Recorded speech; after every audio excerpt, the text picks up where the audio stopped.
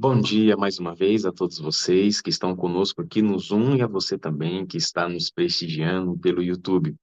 A você que está assistindo hoje ao vivo e a você que em algum outro momento na sua agenda, na sua rotina, quem sabe você que está apenas passeando pela madrugada e encontrou esse link.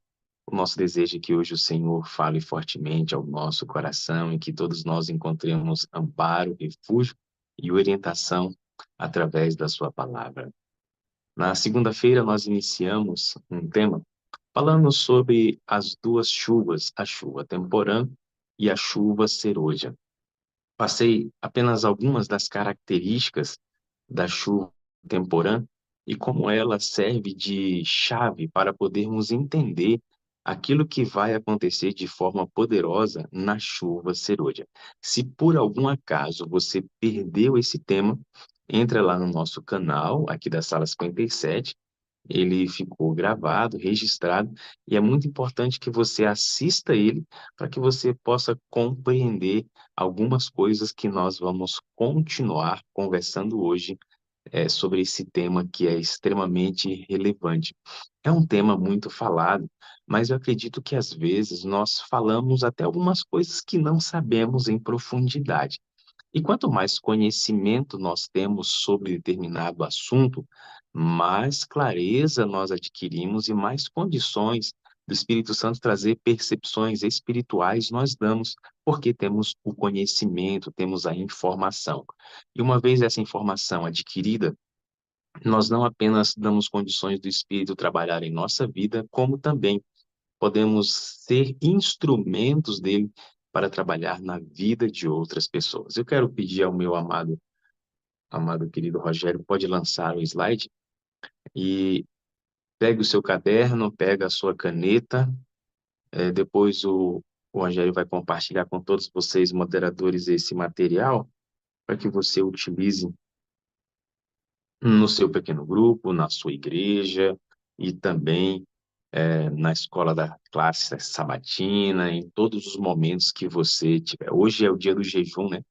Ontem eu até já mandei um recado no nosso grupo dizendo que como eu estaria pregando aqui agora pela manhã na sala, a gente iniciaria o jejum um pouquinho mais atrasado. Então você que vai participar do jejum, já começa aqui agora. A gente já começa agora aqui, e aí nós vamos, quando terminar, a gente entra no nosso fluxo das reflexões. Pode passar, amado.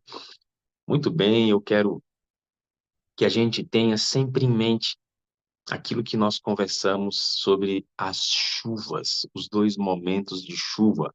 A chuva temporã, que é aquela que logo após o lançamento da semente ao solo faz o início da germinação, né, o brotar da planta, e a chuva serôdia, que é aquela que após a, a árvore ou após o grão já está ali quase pronto para ser colhido, a chuva vem para dar o ponto de amadurecimento.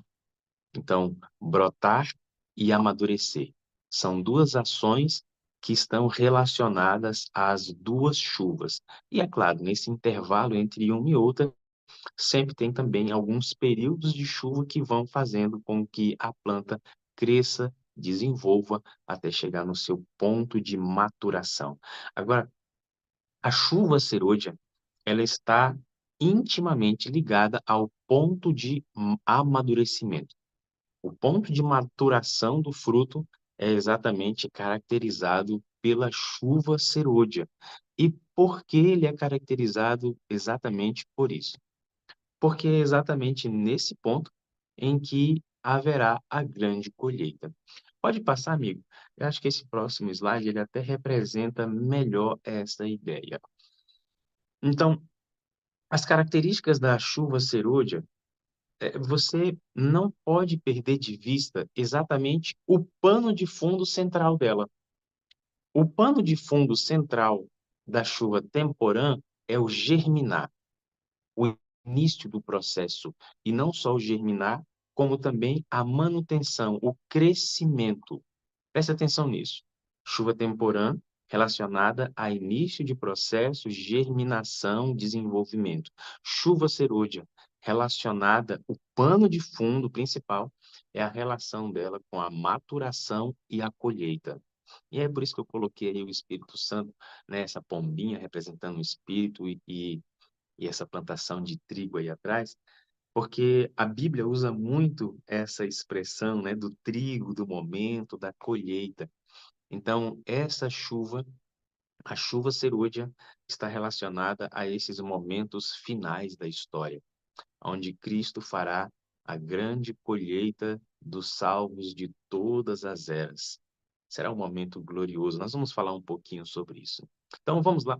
Eu quero ir bem rapidinho, talvez eu não consiga explorar com muitos detalhes todas as características, mas eu quero que pelo menos você tenha o conhecimento delas, porque assim nós poderíamos passar uma reflexão em cada uma dessas características, vendo as suas implicações, as suas conexões com outros textos bíblicos, outros textos do Espírito de Profecia, mas o nosso tempo não nos permite, então eu quero apenas trazer clareza, compreensão sobre eles.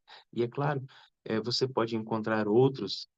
Aí eu até estimulo você a fazer a sua pesquisa para que você encontre outros, para que você tenha o domínio desse conteúdo que é extremamente relevante. Quero mostrar algumas semelhanças e algumas diferenças também que existem entre a chuva serôdia e a chuva temporã, tá certo? Então, caderninho aí na mão, vamos lá, pega a nota agora, pode passar, amado. A primeira característica, eu quero ler com vocês em Joel, capítulo 2, verso 23, 28 e 29. Eu e você vamos ler esse texto e depois você vai deixar a sua Bíblia aberta em Joel, combinado? Não feche a Bíblia. Diz assim: Alegrai-vos, pois, filhos de Sião, regozijai-vos no Senhor vosso Deus, porque ele vos dará em justa medida a chuva, para descer como outrora a chuva temporã e a serôdia. Que lindo, hein? Que lindo. A gente pode se alegrar, se regozijar, porque aquele que prometeu é fiel. E ele diz que ele vai dar a chuva na medida certa. Deus não vai dar nem menos, nem mais. Será na medida certa. E aí o verso 28 e 29 diz um verso que descreve aqui um verso que é mundialmente conhecido e recitado por nós adventistas e por todos os evangélicos. E acontecerá que depois que derramarei o meu espírito sobre toda a carne, vossos filhos e vossas filhas profetizarão, vossos velhos sonharão, e vossos jovens terão visões. Até sobre os servos e sobre as servas derramarei o meu espírito naquele dia, naqueles dias. Amém, amados? Texto poderoso, não é?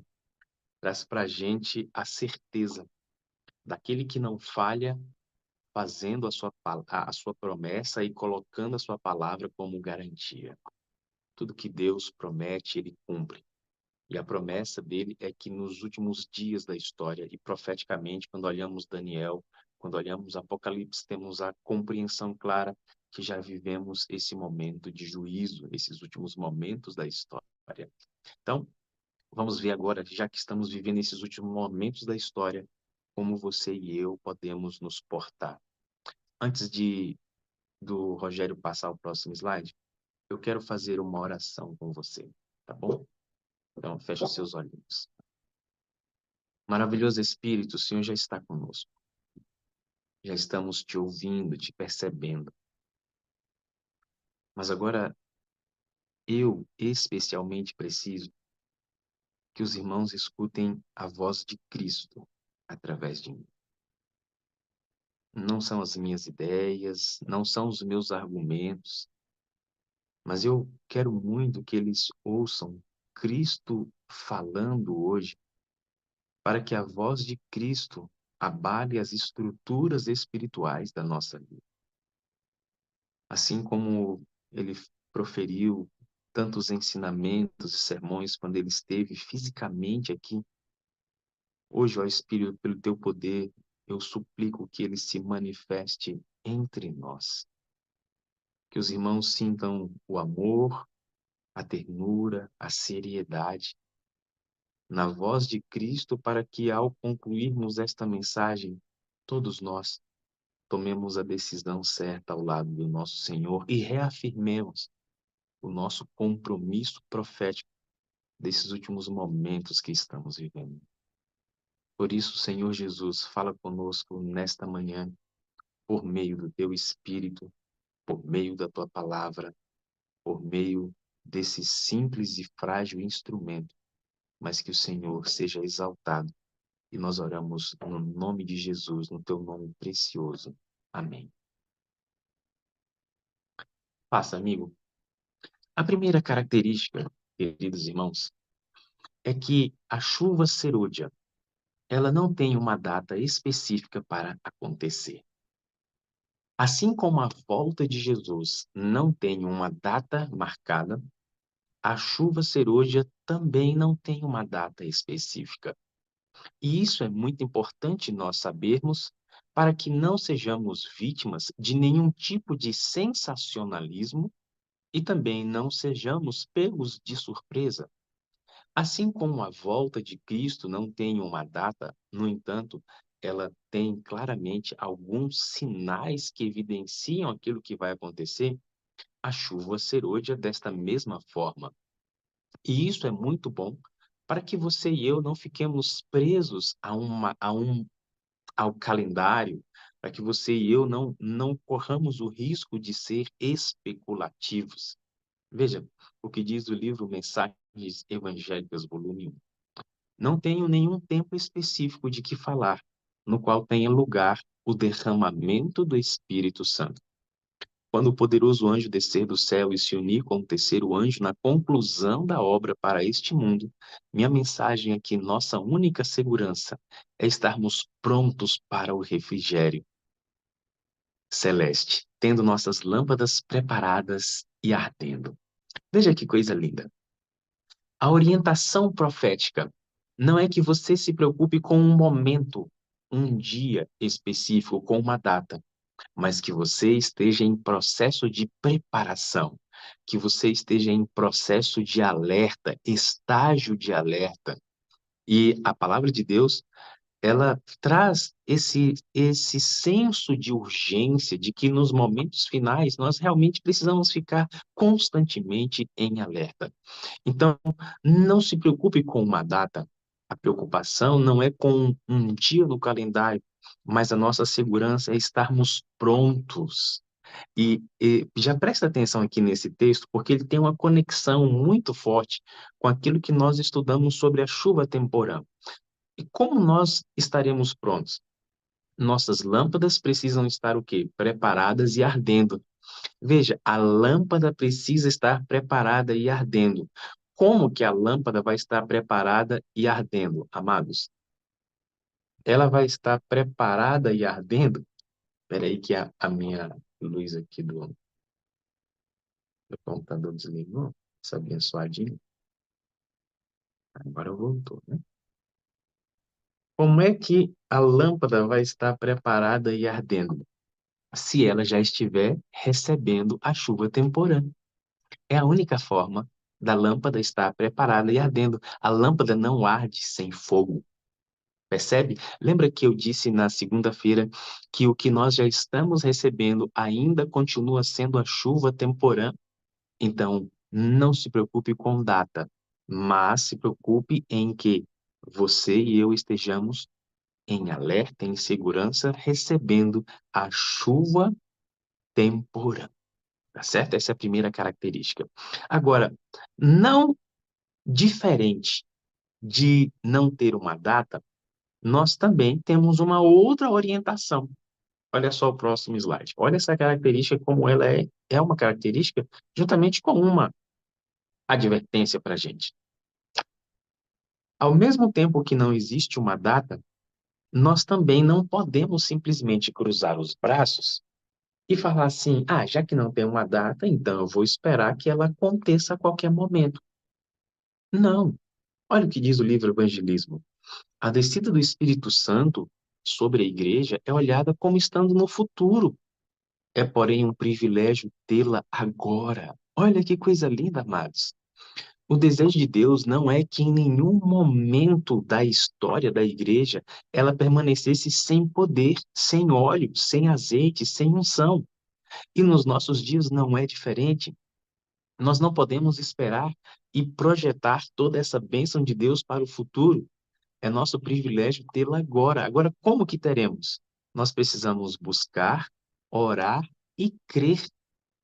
Buscar, orar e crer. Precisamos tê-la e o céu espera por concedê-la. Irmãos, é, é muito interessante nós compreendermos esse aspecto da chuva serôdia e também da chuva temporã. Por quê? Você já escutou, você já escutou que a chuva serôdia será derramada nos últimos dias, no futuro, não já? Eu já escutei muito, muito mesmo. E não está errado, porque de fato é assim. Agora, você já percebeu que quando nós estamos dando um estudo bíblico, nós falamos assim: olha, você precisa tomar sua decisão hoje porque Jesus pode voltar a qualquer momento.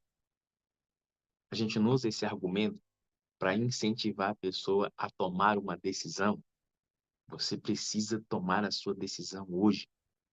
Aí eu pergunto para você, meu querido Jorge, querido Luciano, minha querida Raquel, Rosélia, a volta de Jesus, ela acontece antes ou depois do derramamento do Espírito Santo? Depois, é lógico que é depois. Mas se a volta de Jesus acontece depois do derramamento do Espírito Santo, por que que nós damos ênfase e pressão para que a pessoa decida rápido, porque Jesus vai voltar, mas não temos o senso de urgência pelo derramamento do Espírito Santo? É incoerente esse argumento se nós não damos a ênfase certa à perspectiva do derramamento da bênção do Espírito Santo para hoje. Não é para o futuro, não é para a igreja dos nossos filhos, dos nossos netos, é para você hoje, é para a nossa igreja hoje.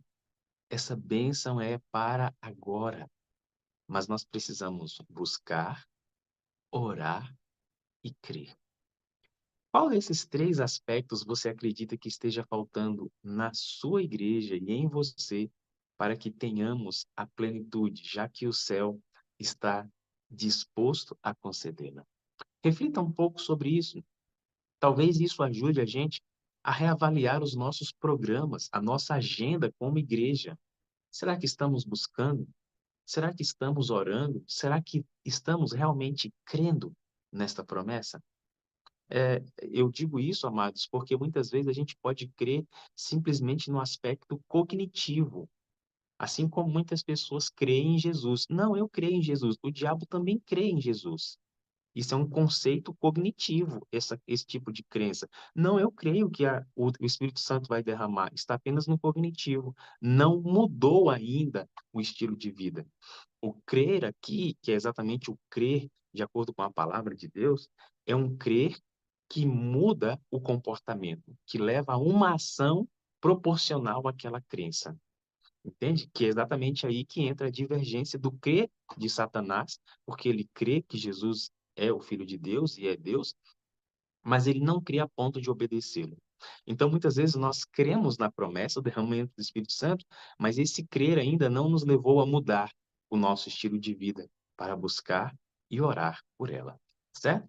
Fica aí essa reflexão para você. Olha só, outra característica que está também associada a essas duas primeiras. Quando o Espírito Santo se manifestar de forma poderosa na chuva serôdia, as igrejas precisam ser vivas e atuantes. Olha só, quando as igrejas se tornarem vivas e atuantes, o Espírito será concedido em resposta ao seu sincero pedido. Então as janelas do céu se abrirão para os aguaceiros da chuva serôdia. Eventos finais, página 193.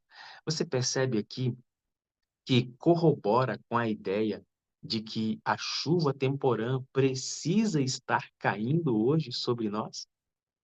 porque não há outra forma de nos tornarmos vivos e atuantes sem a chuva temporã, sem o agir do Espírito. Esse vivo e atuante, ele é completamente diferente daquilo que aconteceu no Pentecostes. Vamos aqui agora mostrar uma diferença do que acontece em Pentecostes, na chuva temporã lá de trás, e do que acontece hoje e vai acontecer com a chuva serôdia. Lá em Pentecostes, os discípulos estavam juntos no cenáculo, orando por 10 dias, fazendo oração, confissão, arrependimento, buscando união e comunhão, correto? O Espírito Santo desce em línguas de fogo e eles saem para fazer a missão. Eles estavam se preparando e saem para fazer a missão. Aqui, na chuva serôdia, não há essa característica. É diferente. A igreja ela já vai estar viva e atuando. A igreja não vai estar no cenáculo 10 dias orando. Ela já vai estar fazendo isso e atuando. Ela está em movimento. Ela está viva. Agora, por que ela está viva e está atuando? Porque ela já está recebendo a chuva temporã. Então, a igreja ela precisa estar recebendo a chuva temporã, porque aí ela vai ter vida. Lembra do vídeo que a gente coloca aqui no início? O exército convida quando o Espírito sopra. Então, esse exército, ele está atuante, ele está em batalha, ele está em movimento, ele está avançando contra os reinos das trevas, pregando a mensagem que lhe compete, a mensagem do terceiro anjo, que vai culminar exatamente no alto clamor. Então, a igreja precisa ser viva e atuante. E aqui, amados, é muito interessante porque entra em choque, entra em conflito com a ideia da igreja morna de Laodiceia. E o porquê que isso é bonito? Porque não quer dizer que a igreja de Laodiceia, que é o momento profético que estamos vivendo, será generalizado. A sua igreja, querido pastor, querido irmão, pode ser uma igreja viva e atuante. Ela pode ser uma igreja viva e atuante, desde que você faça aquelas três coisas lá de trás. Busque, ore e creia. Busque, ore e creia, pelo poder do Espírito. Vamos ver o próximo. O próximo é bem interessante também, esse nosso próximo conceito, porque ele vai ajudar a gente a olhar o meu papel. Não, você e eu não podemos aguardar o fluxo natural das coisas. Como é que é isso aí, Wellington? Veja só. Olha o que diz esse texto. Não fiquei satisfeitos, pensando que no decorrer normal da estação a chuva cairá. Pedia, devemos buscar-lhe os favores de todo o coração. Se queremos alcançar os chuveiros da graça, devemos aproveitar toda oportunidade de nos colocarmos como condutos de bênção. Muita gente pensa bem assim, ó, eu não preciso pedir. A gente não precisa orar tanto assim pelo Espírito Santo. Esse negócio de ficar pedindo batismo todo dia, tá? Ah, não, isso aí é uma falácia. Isso aí não há amparo bíblico. A gente não precisa, nós já temos o Espírito. No tempo certo, o Senhor vai derramar. É exatamente o que esse texto está dizendo. Você e eu não podemos aguardar o fluxo natural das coisas. Não devemos ficar satisfeitos pensando que no decorrer normal da estação o Senhor vai enviar a chuva. Isso não pode fazer parte do nosso estilo de vida. Nós devemos buscar de todo o coração.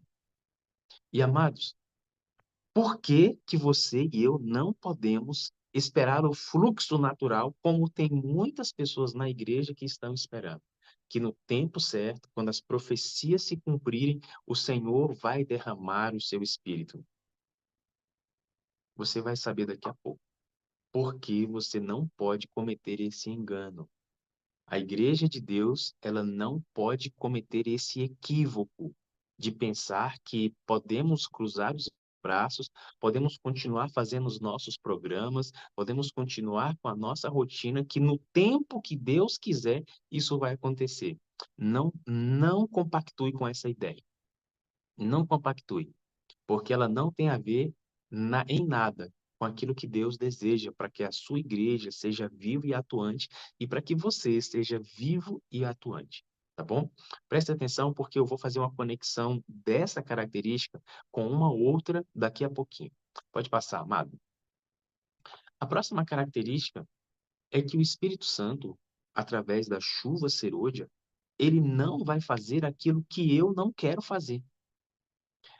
E é muito interessante isso aqui, queridos irmãos, porque eu já ouvi muitas pessoas pregando da seguinte forma: quando o Espírito Santo for derramado sobre a sua igreja, como nós lemos aqui no livro de Joel, né? Que o Senhor derramará o seu Espírito sobre toda a carne, os velhos, os novos, as crianças vão profetizar. Nós sairemos como um grande exército para proclamar essa mensagem aos quatro cantos da terra, e então Jesus Cristo virá. Irmãos, não vai acontecer dessa forma. Não vai acontecer dessa forma. Porque o Espírito Santo, ele não pode me obrigar a fazer aquilo que eu não quero. Se hoje eu não tenho empatia, amor, compaixão pelo perdido, no derramamento do Espírito Santo isso não vai acontecer. Não vai acontecer. Mas, Wellington, parece que você está entrando em contradição, porque é o Espírito Santo que faz isso, é ele que me leva a amar. E é por isso que você e eu precisamos entender que a chuva temporânea ela tem que cair agora, para que eu já esteja em movimento. Olha o que diz aqui o texto. Aqueles que não fazem esforços decididos, mas esperam simplesmente que o Espírito Santo os force à ação, perecerão em trevas. Tá vendo? Não vos deveis deixar tranquilamente, sem nada fazer na obra de Deus. Olha esse outro texto. A chuva serôdia jamais, jamais há de refrigerar e fortalecer o negligente que não use as suas faculdades que Deus lhe deu. Percebe, amados, como isso aqui é sério? Eu preciso estar em movimento hoje, eu preciso estar clamando pela chuva serôdia e também pela chuva temporã recebendo e permitindo que o Senhor me transforme para que eu leve o desaguar à vida das pessoas. Eu preciso estar hoje em movimento. Por quê? Aquele que é negligente, aquele que simplesmente espera que o Espírito Santo force ele a fazer uma coisa que ele não faz, ele vai perecer nas trevas. Então, a ideia equivocada, ou pelo menos incompleta, de que o derramamento da chuva serôdia vai fazer com que a igreja como um todo se transforme num exército militante, ela não tem o amparo. Não tem esse amparo. Porque a gente sabe perfeitamente. Eu não preciso relembrar. Eu vou relembrar você. Quando você lembra da sua igreja, hoje onde você congrega, quantos por cento da sua igreja realmente são e vivem a missão? 50%? 80%, 90%, 100% ou 10%, como é a média geral. Então, a gente pode olhar que existe uma compreensão equivocada. Esses 90% dos irmãos que não vivem a missão, e aqui viver a missão não é simplesmente pregar como eu estou fazendo aqui, mas é você permitir que o Espírito Santo desenvolva e use você com um dom, com um ministério que ele deu para conduzir pessoas a Cristo. E existem vários ministérios, vários dons que o Espírito Santo pode levantar. Mas a gente sabe que existem um número muito grande de pessoas que não se permitem ser usadas. E talvez elas estejam na ideia de que quando o Espírito Santo vier, elas serão empurradas por ele para fazer alguma coisa. Mas esse é um grande equívoco. A chuva serôdia não há de refrigerar aquele que é negligente. Então, nós hoje precisamos deixar que o Espírito nos ajude a vencer a timidez, vencer a inércia, vencer a apatia, a indiferença e entrarmos em ação. Tá certo? Vamos para uma outra característica que é bem interessante também e que aqui faz ligação com aquele slide anterior. É, Rogério, volta 2 slides. Esse de anterior e o outro. O outro. A- Aqui, ó. Igreja viva e atuante. A igreja precisa ser viva e atuante, certo? Agora vai lá para aquele que a gente está. Passa esse aí, ó. Ao mesmo tempo que a igreja precisa ser viva e atuante, existe aqui uma advertência de que não será toda igreja que receberá e que perceberá a chuva serôdia. Temos esperança de ver toda a igreja reavivada? Tal tempo nunca há de vir. Há na igreja pessoas não convertidas e que não se unirão em fervorosa, prevalecente oração. Precisamos entrar na obra individualmente. Precisamos orar mais e falar menos. Esse aqui é o slide que você e eu falamos misericórdia. Tenha misericórdia, sim. Podemos estar certos de que quando o Espírito Santo for derramado, os que não receberam nem apreciaram a chuva temporã não verão nem compreenderão o valor da chuva serôdia. É triste esse texto porque ele revela exatamente a confirmação daquilo que Jesus disse quando ele conta a parábola de que o joio e o trigo crescem juntos. O joio, embora ele pareça com o trigo, ele não vai apreciar a chuva temporã e como não aprecia a chuva temporã, ele não recebe a chuva serôdia. O que eu quero dizer com isso? E o que o Senhor pode nos trazer de ensinamento? É que ao mesmo tempo em que nós teremos igrejas reavivadas, nós também teremos locais aonde a igreja não vai ter um reavivamento completo. E você e eu não podemos nos desanimar com isso. Até porque aqui traz a orientação para que você faça a sua busca individual. Agora, a nossa busca individual não quer dizer que a gente deva deixar os outros também alheios ou distantes de receber essa mensagem. Tanto quanto possível, devemos testemunhar fortemente para eles e também trazer compreensão para que eles sejam alcançados pelo Espírito Santo, para que haja vida e não morte aonde eles estão. Por isso, queridos, nós temos que ter muito cuidado, porque ao mesmo tempo em que toda a igreja não será reavivada, você e eu temos que fazer a reflexão se nós estamos em qual dessas partes. A parte que está buscando e que deseja ardentemente o reavivamento, ou a parte que está de braços cruzados, indiferentes, acomodados e bem saciados com a nossa teologia, com as nossas doutrinas, com o nosso conhecimento, mas sem viver de forma prática o Evangelho de Cristo. Então, esta é uma advertência relacionada à chuva serôdia. Infelizmente, e eu acredito que Cristo diga isso com uma dor profunda no seu ser. Infelizmente, a igreja pela qual ele deu a sua vida não será toda reavivada. Mas esse aspecto não limita que você seja reavivado. Por isso devemos fazer a nossa parte e, tanto quanto possível, influenciar aqueles que estão ao nosso redor. Próxima característica é algo que chama a nossa atenção. Em todas as nossas reuniões, em que estivermos, deu um erro gramatical aqui, tá? Em que estivermos presentes, nossas orações devem ser feitas no sentido de que agora mesmo Deus nos conceda fervor e ânimo a nosso coração. No parágrafo seguinte, esse contexto aqui desse parágrafo está falando exatamente sobre o derramamento do Espírito Santo. Queridos, você não pode fazer nenhum culto jovem que a sua oração não seja direcionada pelo derramamento do Espírito Santo também. Querido líder do Ministério da Mulher, você não pode fazer nenhum encontro das mulheres sem que o clamor principal seja o derramamento do Espírito Santo. Querido líder de pequeno grupo, em todos os seus encontros, O seu clamor principal precisa ser pelo derramamento do Espírito Santo. Querido professor da escola sabatina, diretor da escola sabatina, querido líder da ASA, querido líder do desbravador, querido ancião, nenhuma vigília, nenhum culto nosso pode ter outro clamor mais sincero e profundo do que o derramamento do Espírito em todas as nossas reuniões. Todas.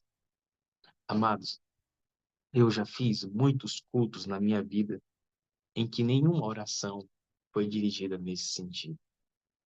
Sinto tristeza no meu coração por isso, por tantas oportunidades que perdi, mas ao mesmo tempo, agora compreendo que tenho uma responsabilidade em não deixar passar exatamente esse conselho. Todas as nossas reuniões, todas as nossas reuniões. Nós podemos pregar sobre qualquer assunto, devemos falar sobre vários temas, como há necessidade, né? Há essa necessidade. A gente observa aqui na sala variedade de mensagens, e louvado seja Deus por isso. Mas o centro de todas elas precisa ser a pessoa maravilhosa de Cristo e a ação soberana do seu Espírito na vida da nossa igreja, na nossa vida. Eu gostaria que você reavaliasse todas as ações que você tem feito na igreja, todos os encontros.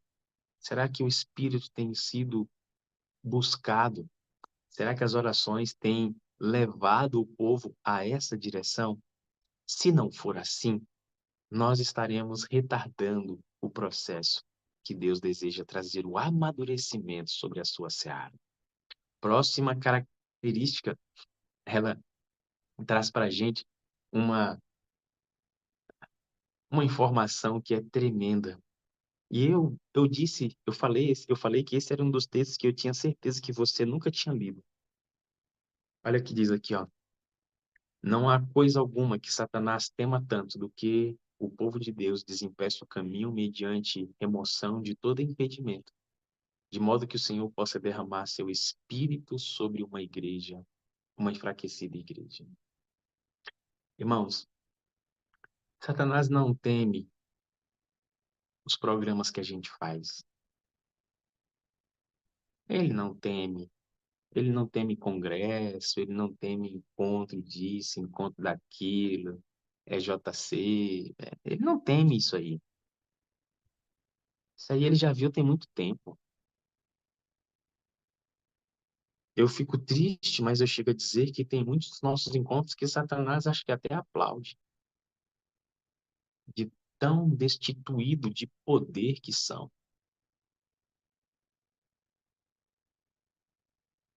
Talvez você pode pensar que eu estou exagerando, mas você acha que Satanás temia o tipo de adoração que os sacerdotes faziam quando eles oficiavam no templo de Cristo?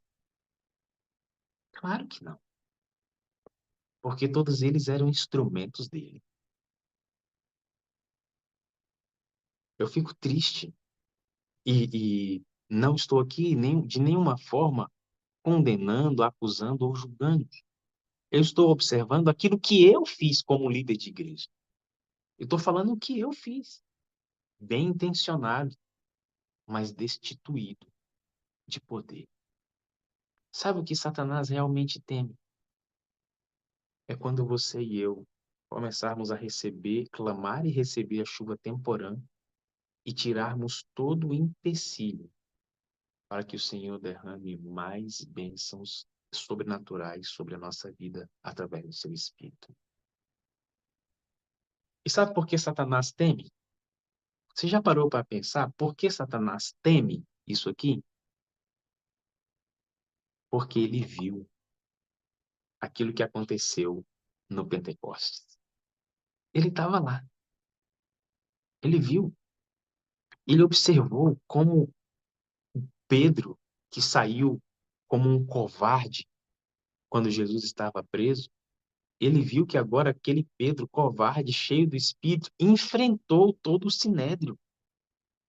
Ele viu aquilo que aconteceu.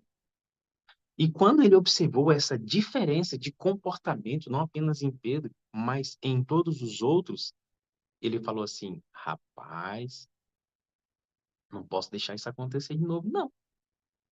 Não posso. Vou começar a empurrar a igreja em uma outra direção para que ela abandone o poder do Espírito Santo. E, infelizmente, foi exatamente isso que aconteceu. A igreja permitiu ser empurrada ao longo da história para se distanciar do nosso maravilhoso Deus Espírito Santo. E é por isso que é aquilo que Satanás mais teme.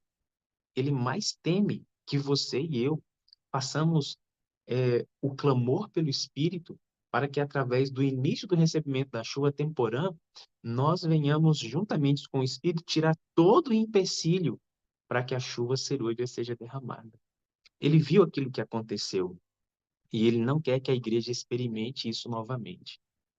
Talvez a grande reflexão que a gente precisa fazer aqui diante dessa característica da chuva serôdia é qual é o nosso papel, como que você e eu hoje estamos contribuindo para tirar esse empecilho, primeiro da nossa vida e depois da nossa igreja, para que o Espírito seja derramado em sua plenitude. Aquilo que Satanás mais teme é quando você e eu nos unirmos nessa direção. Oxalá que a gente não perca mais tempo com coisas periféricas. Ô, irmãos, escuta aqui, ó. Falar para vocês com todo amor no meu coração.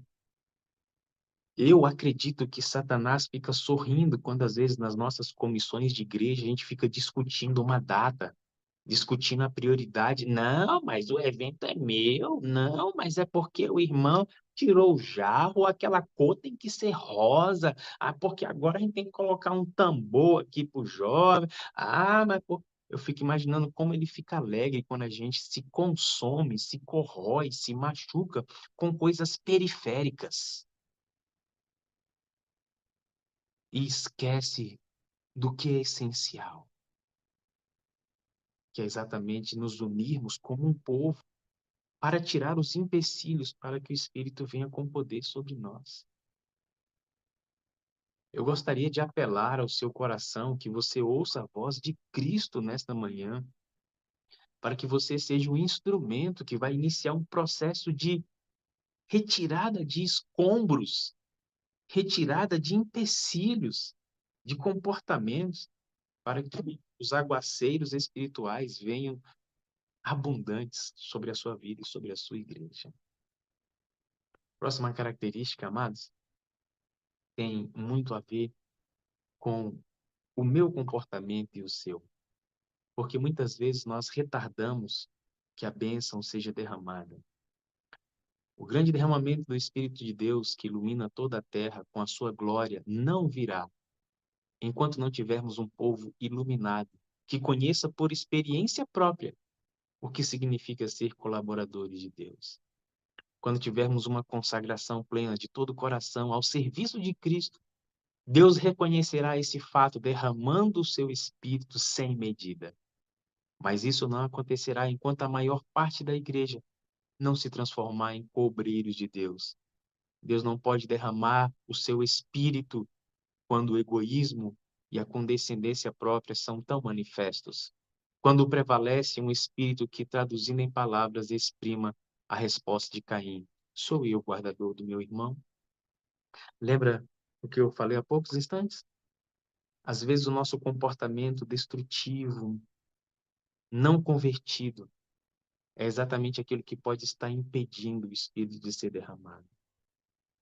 Aqui não diz a totalidade, aqui diz a maioria. Porque o Senhor diz a maioria? Porque ele sabe que tem joio. O joio não vai contribuir, mas a maioria é trigo. Então a maioria precisa entrar nesse fluxo de harmonia. Lembra que na chuva temporã os discípulos oraram para deixar as divergências?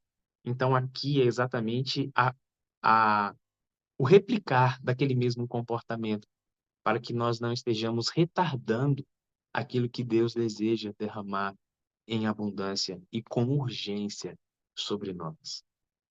Próxima característica, vocês estão vendo, amados, como são tantos ensinamentos, né? A gente poderia falar aqui um dia sobre cada um deles para trazer mais minúcias, mas eu quero que você Faça novamente o estudo, os textos vão ficar aí para você, tá? Para que você reflita, para que você crie conexões com outros textos da Bíblia, e do Espírito de Profecia para ajudar você a ter essa compreensão.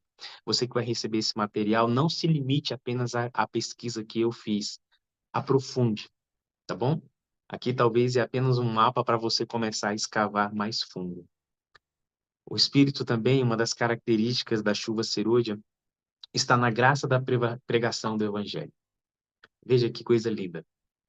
Embora careciemos as bênçãos da primeira chuva, não devemos, do outro lado, perder de vista o fato de que sem a chuva serôdia para encher a espiga e amadurecer o grão, a colheita não estará pronta para a ceifa, e o trabalho do semeador terá sido em vão.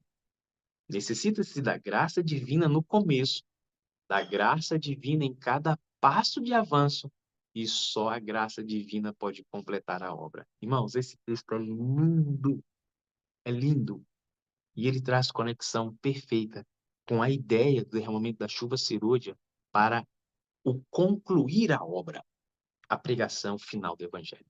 Vejam, eu não sei quantos de vocês se recordam quando o nosso presidente mundial, o pastor Ted Wilson, assumiu o cargo de presidente há alguns anos atrás. Ele fez um sermão sobre o derramamento do Espírito Santo e ele trouxe alguns dados da nossa igreja. O quanto nós crescemos por ano, quantos batismos, em quantos idiomas nós estamos presentes, em quantos países. Mas ele também trouxe um dado de quantas pessoas saem da igreja e um outro dado de quantas pessoas nascem no mundo proporcional ao número de adventistas que também são conquistados a cada ano. Quando ele fez essa pesquisa, ele trouxe para a gente a clara ideia de que era impossível pregar o evangelho a todo mundo. É impossível os adventistas conseguirem fazer isso, porque nasce mais pessoas do que se convertem ao adventismo. A não ser que algo sobrenatural aconteça, nós nunca alcançaremos a pregação do evangelho mundial. E aí ele traz exatamente o algo sobrenatural ao mover do Espírito sobre a igreja. Agora, vamos usar essa conexão com esse texto. Embora acariciemos as bênçãos da primeira chuva, que é a chuva temporã que nós estamos recebendo agora, não devemos perder de vista a chuva serôdia, para encher e amadurecer o grão. A colheita não estará pronta para a ceifa, e o trabalho do semeador terá sido em vão. Então, olha, como igreja, estamos recebendo agora a chuva temporã, certo? Estamos recebendo a chuva temporã. Está germinando. A igreja começa a se tornar ativa e viva. A igreja começa a ser relevante, começa a ser atuante na comunidade. Ela começa a viver como Cristo, como resultado do Espírito nela. Esta igreja, ela está em processo de pregação do evangelho e ela começa a pregar cada vez mais com ousadia. Quanto mais chuva temporã a igreja recebe, mais poder ela recebe para pregar o evangelho hoje, em nossos dias. Essa igreja se torna viva e aquecida, se torna uma igreja militante. Acontece que mesmo essa igreja estando viva, ativa e militante, ela humanamente ainda assim não consegue pregar o evangelho ao mundo todo. E é exatamente aí que Cristo e o Pai derramam a plenitude do Espírito na chuva serôdia.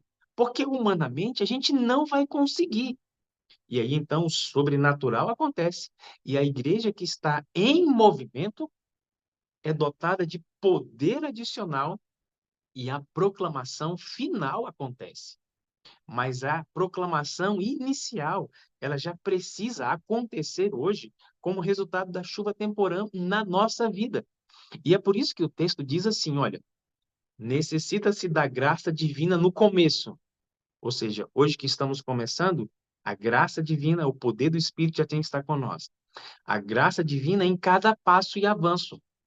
O processo de proclamação é feito pelo Espírito em nós, chuva temporã. E a graça divina para completar. Deus olha do céu e fala assim: agora sim estou vendo a minha igreja viva e atuante. Eles não vão conseguir. Espírito, derrama todo o seu poder sobre eles. E aí então a graça divina completa a obra. Ele completa a obra. Por isso, irmãos, a ideia de estarmos parados e só pregarmos no final, ela é antibíblica. Ela é antibíblica e é também anti-espírito e profecia. E uma coisa que fica linda é que a graça de Deus, o favor imerecido, o poder imerecido, faz parte de todo o processo. De todo o processo. Não é apenas no início, não é no meio e não é no final, como a gente enxerga. Lá no final, não. A graça é no início, no meio e no fim. Sempre é pelo poder do Espírito. Próximo texto, eu acho que agora já está acabando, mas esse texto, esse conteúdo ele é muito profundo. Tchau, linda. Eu acho que essa é a última característica, assim. Visto que a graça divina faz parte do início, do meio e do fim, qual é então o seu papel e o meu? É como vasos estarmos na posição certa. Tudo quanto temos que fazer é manter o vaso limpo. Lembra do preparo? Vaso limpo. É claro que essa limpeza é resultado da chuva temporã na nossa vida. É resultado do agir do Espírito. É Ele que limpa. É Ele que nos santifica. E com o lado certo para cima. E estar preparados para receber a chuva celestial. Orando continuamente. Qual deve ser a sua oração? Que a chuva serôdia caia em meu vaso. Que a luz do anjo glorioso que se une ao terceiro anjo resplandeça sobre mim.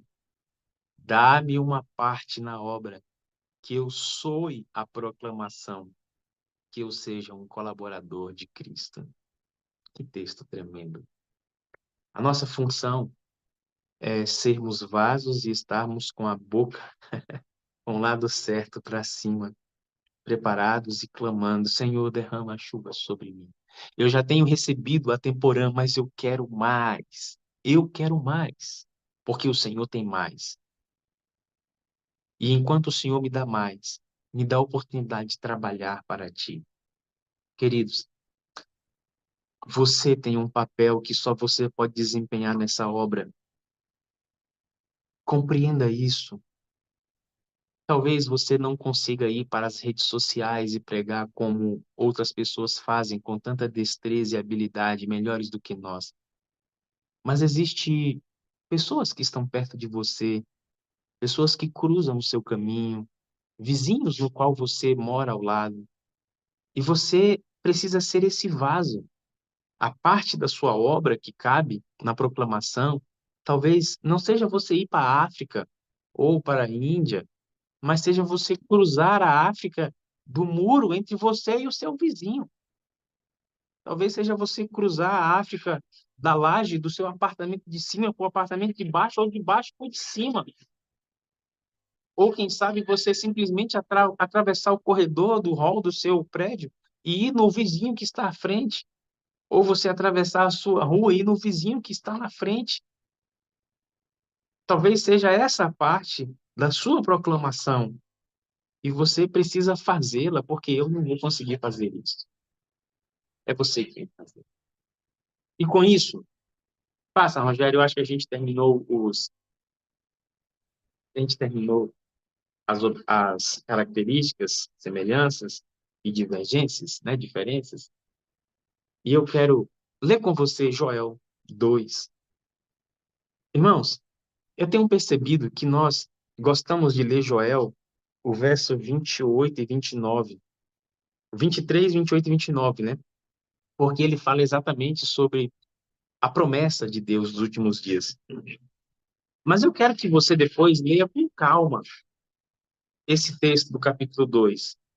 Porque o contexto dele fala exatamente sobre a volta de Jesus com poder, em glória e majestade. Fala sobre o grande. Tchau, linda. Fala sobre o grande e terrível dia do Senhor. O grande, terrível e temível dia do Senhor, que é exatamente o capítulo 2. E dentro desse contexto do grande, terrível dia do Senhor, que Joel está descrevendo, Tem algumas coisas que me chamaram muita atenção nesses últimos dias, enquanto eu estava refletindo sobre esta mensagem. Eu quero ler, depois você lê do 1 ao 18. Não, depois você lê o capítulo todo, tá bom?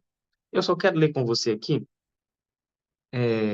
o verso 12 em diante. Acompanhe aí, ó. Ainda assim, agora mesmo, diz o Senhor, convertei-vos a mim de todo o vosso coração. E isso com jejuns, com choro e com pranto. Rasgai o vosso coração e não as vossas vestes, e convertei-vos ao Senhor vosso Deus, porque Ele é misericordioso e compassivo, tardio em irar-se, grande em benignidade, e se arrepende do mal. Quem sabe, não se voltará e se arrependerá, e deixará após si uma bênção, uma oferta de manjares, de libação para o Senhor vosso Deus? Tocai a trombeta em Sião, promulgai um santo jejum, proclamai uma assembleia solene, congregai o povo, santificai a congregação, ajuntai os anciãos, reuni os filhinhos e os que mamam, saia um noivo da sua recâmara e a noiva do seu aposento. Chorem os sacerdotes, ministros do Senhor, entre o pórtico e o altar, e orem. E qual deve ser a oração? Poupa o teu povo, ó Senhor, e não entregues a tua herança ao opróbrio, para que as nações façam escárnio dele. Porque hão de dizer entre os povos: onde está o seu Deus? Você percebe qual é o contexto de Joel 2, derramamento do Espírito? Você consegue perceber qual é? É uma profunda proclamação de humilhação, de consagração. Rasgai o vosso coração. Venham os sacerdotes, venham os ministros, as crianças que mamam, as mães que estão dando de mamar, o noivo. Amados, quando a pessoa casava no Antigo Testamento, nem para a guerra ele ia. Ele tinha ali um período de núpcias especial. Mas aqui, não importa se a pessoa está casada, ele fala assim: saia o noivo, saia a noiva, porque a preparação aqui é mais importante do que qualquer outra coisa. E é nesse contexto que depois que o povo faz essa atitude que o Senhor diz. Agora, vamos ver tem o texto que você não prestou atenção. Verso 28. Eu li esse verso no início, mas olha que você vai entender agora uma palavra que faz toda a diferença nesse texto. Tá com o verso 28 aberto? Olha o que diz nele. Keila, presta atenção, Keilinha, olha só. E acontecerá, vírgula. O que que tem aí na tua Bíblia? Qual é a palavra? Depois. Depois, não tem essa palavra aí? Depois. E acontecerá depois que derramarei o meu espírito. Depois do que, irmãos?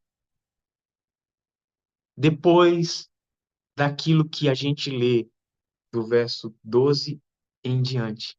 Rasgar o coração, humilhação, santificação, renúncia, consagração. Depois disso, já como resultado da chuva temporã, o Senhor derrama o aguaceiro da chuva serôdia. Hoje, vivemos exatamente o momento de fazer isso. Queridos pastores que estão conosco nesta manhã na sala 57, ouçam a voz de Cristo apelando ao seu coração, conclamem, proclamem, convoquem vossas igrejas para fazermos isso. Queridos líderes, você e eu, vamos proclamar a nossa igreja a este ambiente, a esta atitude. Querido pai, sacerdote de casa, convoque o seu lar para esse ambiente, porque é somente assim e depois disso que o Senhor derrama sobre a sua igreja, débil e fraca, o poder sobrenatural para a conclusão da obra. Tem um último texto que eu quero ler com vocês, porque ele traz conforto ao nosso coração. Passa aí, amigo, por favor. Esse texto ele está fechando com chave de ouro o nosso encontro de hoje. Das preces que têm subido pedindo o cumprimento da promessa. Que promessa? A descida do Espírito Santo. Nenhuma única se perdeu. Diga amém. Escreve amém aí no chat, por favor. De todas as orações que nós temos feito pedindo derramamento do Espírito Santo, nenhuma única se perdeu. Louvado seja o Senhor. Todas as orações têm estado a acumular-se, prontas para transbordarem e derramarem por todo o mundo, por todo o mundo. O quê? Numa corrente, né? Sobrenatural aí, de luz. Que coisa linda, hein? As nossas orações não são feitas em vão. Não. O Senhor tem registrado cada uma delas. Eu quero que você veja essa última imagem, e é com ela que eu quero concluir a nossa reflexão. Tudo isso que nós falamos sobre a chuva serôdia e sobre a chuva temporã é porque no nosso coração anseia que o Senhor Jesus tenha o caminho preparado por mim para você, para que ele volte em glória e majestade.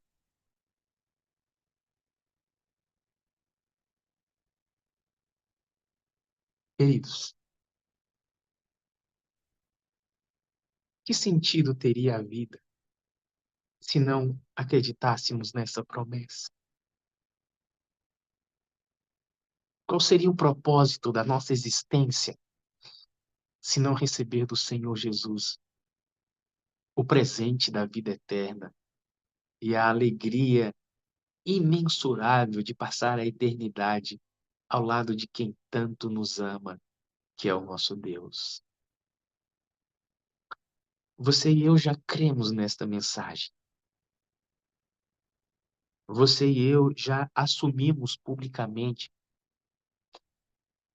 o lado de que nós queremos estar, que é exatamente o lado vencedor de Cristo Jesus. No entanto, nós temos um inimigo muito astuto, que tem feito com que a igreja caminhe em uma direção diferente da que o noivo deseja.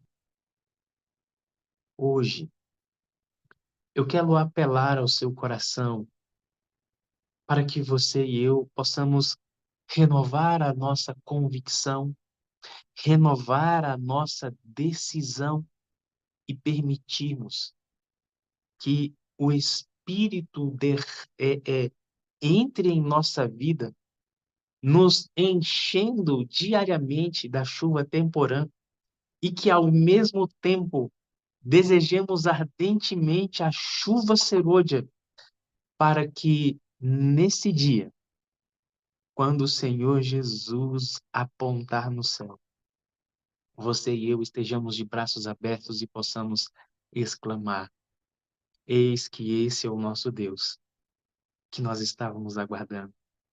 Na sua salvação nos alegraremos e nos celebraremos com todos os outros que, através da nossa vida, serão levados para a eternidade. Que a volta de Jesus impulsione você na direção de estar sendo um vaso com a boca para cima, tirando todo o empecilho, para que você seja cheio, cheia do Espírito Santo. Eu quero orar com você. Escreve aí no chat: eu decido ser um vaso cheio do Espírito. Escreve, por favor, escreva. Porque através da sua vida, milhares de pessoas podem ser alcançadas, a sua casa pode ser alcançada, os seus filhos que estão distantes podem voltar, o seu lar que está destruído pode ser refeito, o seu relacionamento que está corrompido pode ser restaurado. Se você hoje, juntamente comigo, decidirmos ser um vaso com a boca para cima, cheios do poder do Espírito. Maravilhoso Espírito Santo, louvamos porque o Senhor se move entre nós. Ouvimos a voz de Cristo e agora, ó Senhor Jesus, ao ouvir a tua voz, a nossa decisão, mais uma vez, é sermos um vaso cheios do teu poder para sermos usados conforme a tua vontade nos momentos finais da história desta terra. O Senhor conhece a nossa luta, o Senhor conhece a nossa realidade. O Senhor conhece as nossas limitações, o Senhor conhece a nossa história. Mas não queremos estar presos ou apegados àquilo que fomos, às nossas limitações, às nossas frustrações. Queremos, Senhor, com os olhos da fé, enxergar e viver tudo aquilo que o Senhor sonha para cada um de nós. E nesse momento, Espírito, todos os vasos estão com a boca para cima, para que o Senhor seja derramado em nossa vida. Então nós clamamos, nós imploramos, nós suplicamos, nós derramamos o nosso coração. Venha sobre a nossa vida. Encha-nos, sacia-nos, transforma-nos, para que Cristo Jesus transborde em nós e através de nós a cada momento da nossa existência. Limpa a nossa vida de todo pecado. Coloca na nossa vida o dessabor pelo pecado e o amor, o desejo pelas coisas do alto, até que Cristo seja visto em nós. E é no nome dele e para a honra e glória dele que nós oramos e te pedimos, continua abençoando o nosso culto de hoje. Oramos em nome de Jesus. Amém. Quando a gente ouve o testemunho de alguém, nós alimentamos a nossa fé. É muito importante no desenvolvimento da experiência cristã nós ouvirmos testemunhos. E a sala nos oportuniza isso. Por isso que eu vou chamar agora a irmã Laodiceia. A irmã Laodiceia já esteve segunda-feira participando no final do testemunho da irmã dela, da Laís, né? E a irmã Laodiceia costuma estar sempre no YouTube. Hoje ela entra então no Zoom. Bom dia, minha irmã. Bom dia com alegria para todos. Sempre estou no Zoom, não entro no. Não, sempre estou no YouTube, não entro no Zoom, meio envergonhada, mas agora estamos aqui. Laodiceia, você já teve a oportunidade de segunda-feira de adiantar alguma coisa da sua história, mas fale para a gente onde você reside atualmente e qual é a sua configuração familiar. Tem filhos, é casada? Certo. Hoje eu estou morando em Maceió, Alagoas, na cidade onde eu nasci, cresci, e sou casada e tenho dois meninos, um de 14 e um de 10. O nome deles? É o Pedro e o Afonso, e meu Pedro é o mais esposo. velho e o Afonso de 10 anos. Isso, e Alfredo é o meu esposo. Laodiceia, você nasceu em um lar adventista, sua mãe já era adventista. Bom, foi assim, quando minha mãe ainda estava, eu estava sendo gerada com 3 meses na barriga, né? Minha mãe, a família por parte do meu pai, ainda eles participavam daquelas danças de macumba, não sei se é esse o nome, de Xangô, não sei.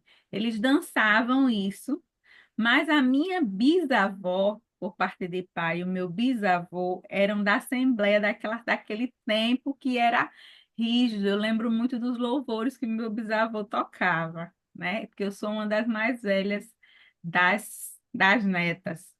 Então, quando a minha mãe estava com 3 meses, minha avó foi, colocou a mão na barriga da minha mãe disse, vai ser uma menina e vai se Mas a sua, chamar... desculpa, mas a sua mãe ainda não era adventista, então. Não, ainda não. Não, tá.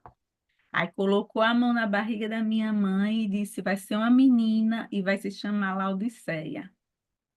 Minha mãe escutou, mas que naquele tempo ela só tinha ultrassom, não sabia o sexo, né?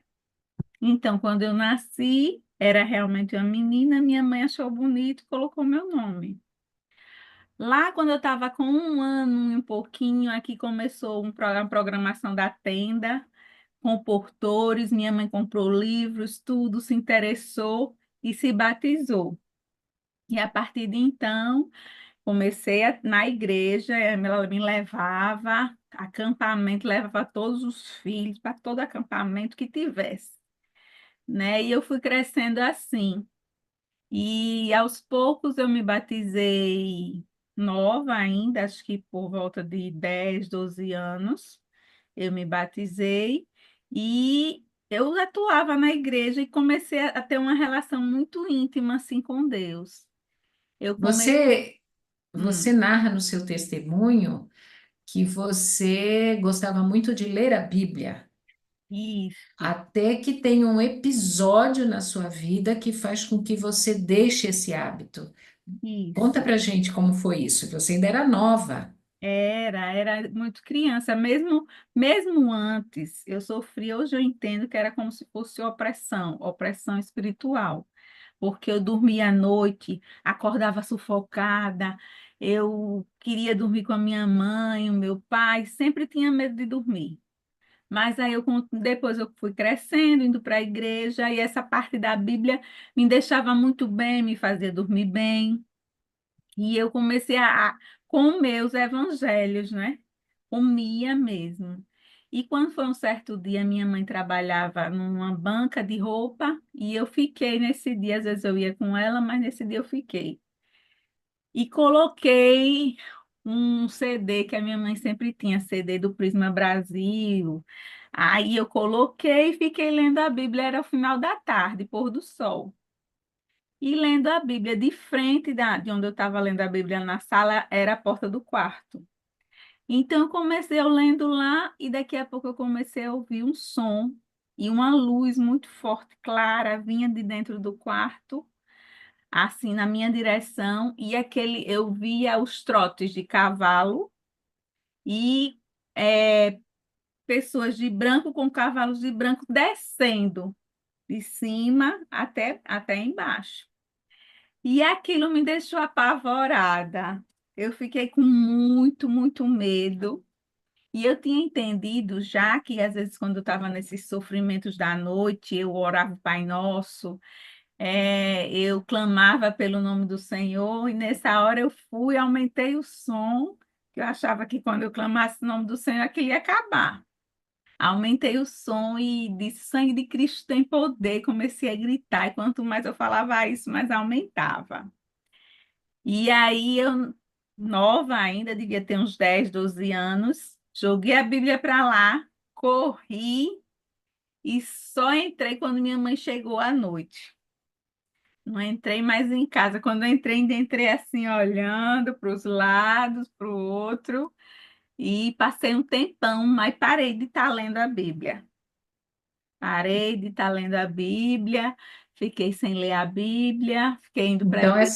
essa experiência sobrenatural, né, fez com que você tivesse um pouco de medo de ler a Bíblia, não é? Para não Porque foi acontecer de para não novo. acontecer de novo, e E, isso, com o tempo, foi te distanciando do hábito de ler a Bíblia. e da igreja também, né? Porque eu fui crescendo, fui para o ensino médio, e eu não conseguia fazer amigos na igreja. Não tinha amigas na igreja, mas eu conseguia fazer amigos na escola. Depois eu fui para a faculdade, e na faculdade foi o ápice que eu realmente me afastei mesmo da igreja. Que curso você fez Eu na fiz faculdade? engenharia de agrimensura, a Hum, faculdade aqui da Federal, aqui de Alagoas, né? Então eu me afastei eu fiz e assim porque área de exatas, né? é, Área de Eu já exatas. tinha feito, Desafio, desafio, para mim, é, desafio. eu Aí já você, neste momento de faculdade, você começa a frequentar entretenimentos isso, com os colegas, isso. se distancia. Fui a shows, né? Eu comecei a ir a shows e eu lembro plenamente que em alguns momentos que eu estava naqueles shows, eu olhava assim para o céu já de madrugada, porque assim, como eu não era de show muito assim, eu não tinha o ritmo, não aguentava a madrugada, né? Então, isso eu já tinha uns 17, 18 anos. E a minha amiga dizia, mas tu é mole, mas eu já ficava sentada esperando terminar tudo e olhando para o céu. Meu Deus, o que é que eu estou fazendo aqui? Se Jesus voltar, eu estou perdida. Só vinha isso na minha mente, né? Só vinha isso. Então, mesmo você havendo se distanciado, o Espírito Santo não deixava de trabalhar na sua mente, mostrando que aquele lugar, aquele evento era algo, né, que não era de acordo com a vontade de Deus. Isso, porque também E na minha infância, mesmo depois que aconteceu isso, já na adolescência, quando minha irmã falou que a gente mudou de igreja, ela me levou também para a igreja pequena da rodoviária. E lá a gente estudava muito, e lá onde eu tive uma experiência muito boa de passar estudos bíblicos, e aquilo me fortaleceu muito, mas as coisas do mundo foi mais forte ainda. E então, me mesmo você se distanciando, Deus nunca deixou de trabalhar, né? nunca. E o interessante é que você narra, Laodiceia, essa sua experiência sobrenatural da infância, essa sua opressão, né? Então você tinha essa percepção de um conflito espiritual, de um mundo, né, sobrenatural, onde havia esta guerra entre o bem e o mal, e você tinha essa percepção das coisas, Sim, da dimensão sim, espiritual. sim, Mas o tempo passa, sim, pode sim. falar. Nessa fase, toda a minha família já tinha saído dessas coisas, assim, né? Já tinham Uhum, saído, não ido para a igreja, mas não praticavam mais essas coisas. sim. Mas eu realmente eu sentia e tinha muito, mas muito medo. Eu tinha medo porque na igreja eu nunca tive ensinamento sobre isso. Então eu tinha Uhum. muito medo dessas coisas, entendeu? Muito medo mesmo. E você termina a sua graduação e já entra no mundo do trabalho, conhece seu esposo, Isso. se casa, Isso. Aí eu já, quando já estava, terminei minha graduação, namorando com meu esposo, orei a Deus, clamei a Deus. Deus sempre teve uma intimidade boa, assim, com Jesus, com o Espírito Santo. Não entendi o Espírito Santo ainda, mas ele falava comigo. No caso do meu esposo, eu ficava, Senhor, será que é ele? Será que é ele? Ainda arrumei alguns namorados da igreja, mas não dava certo. Eu achava que o meu, que era afastado, estava melhor do que alguns da igreja. Então, eu falava com o Senhor e ouvia a voz claramente do Senhor que era Ele. E eu devia esperar e casar com Ele. E eu esperei, tomei a decisão. Eu nunca deixava de ir para a igreja, nunca deixava. Sempre ia, todos os sábados, até para agradar minha mãe. E eu conversei com Deus, Deus disse, não, é Ele. Então, eu parei de. Deixa eu ver o que aconteceu aqui. Saiu o zoom aqui. mas estamos vendo e ouvindo você direitinho. Saiu da minha tela. Então eu continuei, fiz um acordo com Deus, disse, Senhor Jesus, eu quero sair dessa situação de pecado, me ajude a resolver isso para me rebatizar e poder dormir em paz e ficar tranquila de novo na tua presença, né? Então eu me casei, me rebatizei. E aí veio o primeiro filho, que meu esposo. Meus filhos são um milagre, porque meu esposo não podia ter filhos. Ele é 10 anos mais velho que eu e ele não podia ter filhos, já tinha outros casamentos e não tinha filho. Então veio Pedro, com um milagre de Deus, o mais velho, Deus operou. Depois veio o Afonso, que foi E é mais uma prova. no nascimento do Afonso que você tem uma experiência difícil, foi provada, e você conta no seu testemunho, Laodiceia, algo muito interessante, que diante de todo esse processo de sofrimento que você pode narrar para a gente, mesmo estando na igreja, você tentou pelas próprias forças resolver, esquecendo de buscar a Deus. Conta o que foi que aconteceu com o Afonso assim que ele nasceu. Exatamente assim, né? Nós morávamos em Recife, assim que eu casei, fomos morar em Recife, mas como eu vinha para Maceió para ter meus filhos, porque estava junto com a família. E Afonso nasceu com o mesmo pediatra que eu tinha tido o Pedro, ele já teve alguns cuidados, né? E o Pedro teve algumas complicações, então ele já teve alguns cuidados em relação ao pulmão, para estar tudo em ordem. E quando o Afonso nasceu, é, decidiram colocar ele na incubadora por um tempo. E aí eu fiquei esperando, eu já estava tranquila que com o Pedro também foi assim, fiquei esperando ele chegar e ele não chegava, não chegava. E quando te permitiram que eu me levantasse, eu fui logo na UTI saber o que estava acontecendo. Aí não me explicavam nada e eu só sabia que ele estava lá e eu não saía de lá, de perto dele, em pé o tempo todo lá. Era muito complicado, era humilhante. Eles humilhavam a gente, sabe? A gente não tinha onde sentar. Eu ficava muito preocupada. Às vezes eu chegava, ele estava com os pezinhos e as mãozinhas muito já roxa. Aí eu, o que está acontecendo? Aí, não, porque está desligada, estava desligada a A incubadora, incubadora. né? E ele ficava só com a fraldinha. E era aquela agonia. E eu sempre perguntando, perguntando. Isso eu não lembrava de Deus, isso eu não conseguia dormir, só ali, só focada nele.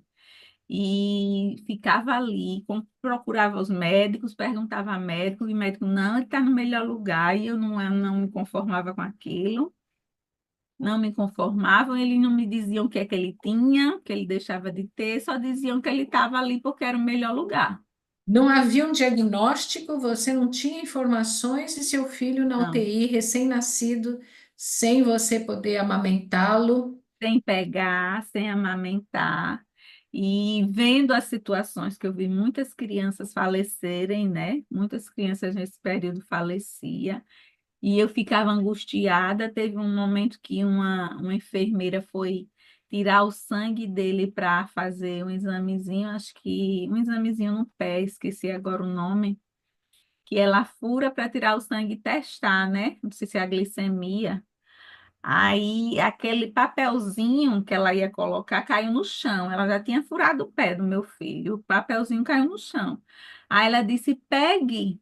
Isso eu estava operada. Aí eu disse, eu imaginei eu pegar esse papelzinho do chão para ela botar no pé do meu filho. Aí eu disse: não, mulher, não, eu vou pegar outro, diga. E ela segurando o pé do menino, e ela: não, não vá não, senão minha chefe vai xingar. Eu disse, não, mas eu vou dizer que a culpa foi minha. E fui lá e peguei, dei a ela. Ela teve que furar de novo.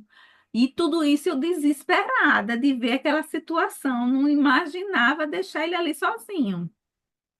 Só- Quantos dias se passaram, Laodiceia? Aí já tava chegando minha alta, né? Porque eu tinha que ter alta.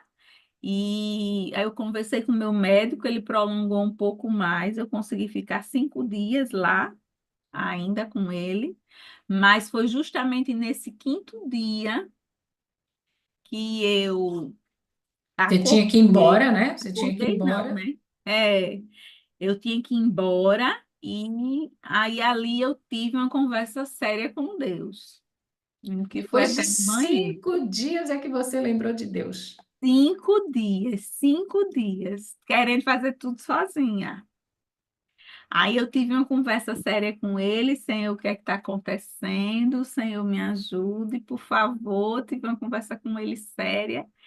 E ali naquele banheiro eu já comecei a ver a mão dele agindo, porque eu já estava há mais de 8 dias sem ir no banheiro, e ali eu consegui ir no banheiro numa facilidade. e foi um alívio para mim. Aí nesse dia meu médico veio, disse que não ia poder me segurar mais. Eu expliquei a situação, ele foi lá dentro, me fez conversar com a diretoria do pessoal, conversar tudo que estava acontecendo, e eu expliquei a todo mundo, mas não consegui tirar ele ainda. Vim para casa. Vim para casa e chorava e sofria desesperadoramente assim, porque até as pessoas perguntavam, é seu primeiro filho? Eu disse, não, já tenho outro. Mas era uma angústia muito grande. Mas eu disse, sim, antes, quando eu conversei com Deus, estava passando uma programação da Novo Tempo, que tinha lá na TV. E estava o pastor Ivan Saraiva falando. E eu escutando a mensagem e falava somente pregue o evangelho. Pregue o evangelho. E na minha cabeça eu dizia, mas Senhor, como é que eu vou pregar o evangelho? Que eu estou com vontade de pegar esse povo aqui, voar em cima desse povo. E não, Senhor, não quero. Mas aí eu peguei minha Bíblia, quando eu abri minha Bíblia, tinha alguns folhetos que a gente entregava ainda, folhetos, né? E eu disse, tá bom, Senhor, eu vou fazer tua vontade. Me levantei, fui entregando folheto para um e para outro do hospital antes de ir na UTI, isso no quinto dia que eu já ia embora. E fiz isso, me acalmei, conversei com todo mundo e fui embora. Aí passou mais um dia, eu vi, fiquei lá na UTI com ele, isso sem pegar nele, ele sem poder mamar, ele na sonda, e eu forçando mesmo meus seios para poder vir leite, né? E Quantos dias ele ficou na UTI, Laodiceia? ficou 8 dias na 8 UTI. dias. Que angústia para uma mãe, Foi. né? Sem saber Exatamente, foi no diagnóstico. o sábado, eu fiquei, mas foi quando eu fiquei mais tranquila, passei um sábado mais tranquilo com ele, porque foi a primeira vez que me deram ele no braço. Me deram ele no braço, olha, para mim foi uma coisa de outro mundo pegar ele naquele dia. E elas disseram, vamos tentar fazer ele mamar. Aí ela se, mas não tira a sonda não, porque se ele não pegar, a gente já está com a sonda. Eu disse, mas ele vai pegar. Aí fui para um cantinho, sentei lá e coloquei o menino, já agarrou no peito, olha, pronto, não soltou mais. Que Aí eu disse, meu bênção. Jesus, e agora o que é que eu vou fazer? E eu, sem esse menino, Senhor, o que é que eu faço? O que é que eu faço? Mas aí fui mais uma vez para casa. Quando eu voltei no outro dia, isso já foi no 8º dia, aí a primeira médica, que revezavam, era uma médica por turno, né? A primeira médica que tinha colocado ele na UTI disse: por que que esse menino está aqui?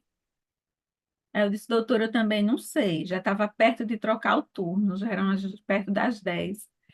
E eu disse: doutora, eu não sei. Ela disse: pois ele vai sair hoje. Eu fiquei animadíssima, e ela foi lá, mexeu nos papéis, aí voltou, aí disse, não, ele não vai não, porque ele tem um exame para fazer do coração. Eu disse, mas doutor, ele pode fazer esse exame no quarto. Aí ela, não, porque eu não vou passar por cima dos outros médicos, não sei o quê. Eu fui até o meu esposo, estava esperando na saída, disse a ele, olha, ele vai sair daqui hoje. Eu vou assinar qualquer termo e você também vai. E ele daqui não fica mais, não. Aí conversei com elas, entrei em desespero. Quando elas viram meu desespero, elas falaram: tá bom, tá bom, tá bom, vamos tentar um quarto para você. Aí achou um quarto. E eu fiquei mas me tranquilizei, né? Mandei meu esposo, corre, pega as coisas dos meninos para vestir ele, para ele sair daqui. E a gente saiu, e ainda quando eu fui saindo, a doutora disse assim: eita, eu nem sabia que ele não tinha medicação. Quer dizer, ele não tinha medicação, não tinha nada, não Não tinha tinha diagnóstico, não tinha nada. nada para essa mulher. Mas, Laodiceia, o que mais me impressiona nessa na narração desses fatos, né, é que durante 5 dias você lutou com as suas próprias forças. E só depois de 5 dias é que você lembrou do Senhor.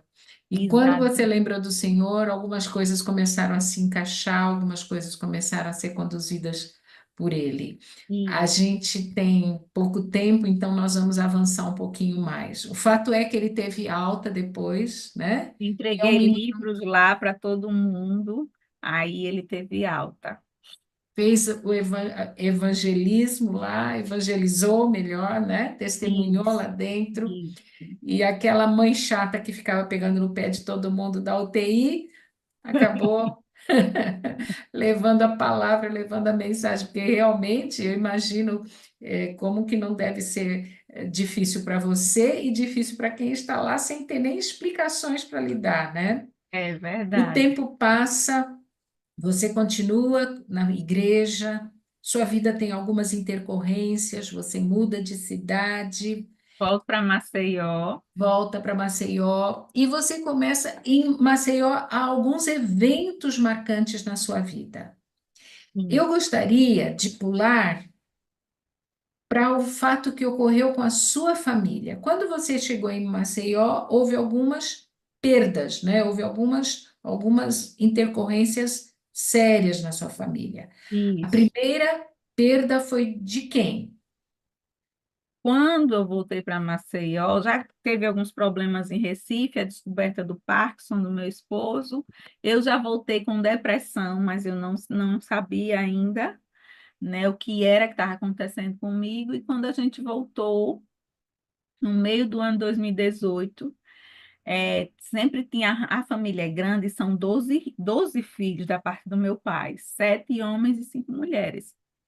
E a minha tia mais nova, e sempre fui mais apegada a ela, como eu sou uma das netas mais velhas, e ela morava do meu lado, então ela sempre foi meu esteio. Aqui fez faculdade, aqui eu seguia, entendeu? Então era a minha tia predileta.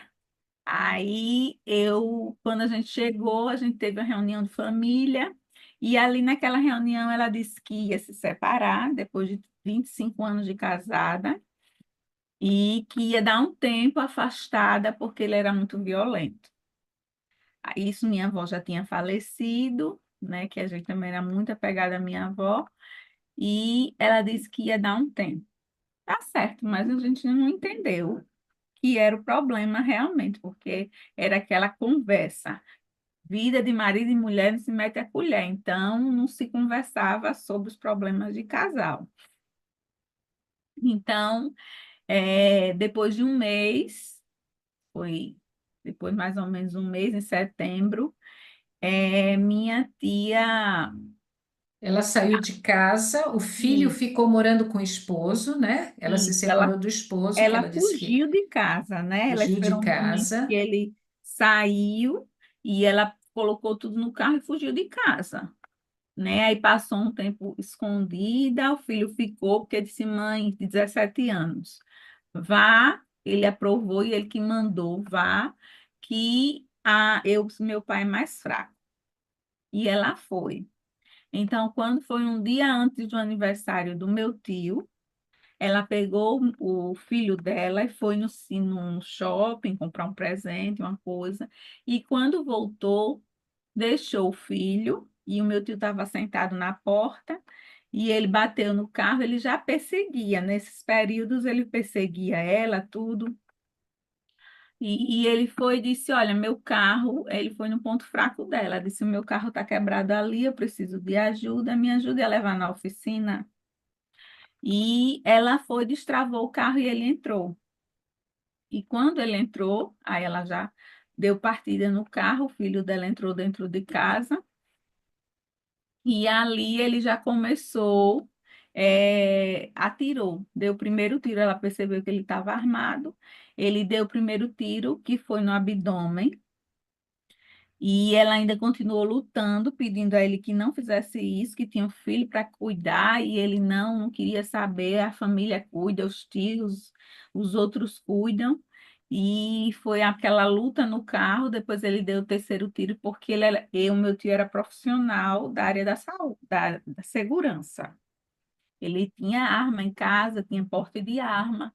Aí ele deu o terceiro tiro que pegou na carótida, né, aqui, o segundo tiro, no caso.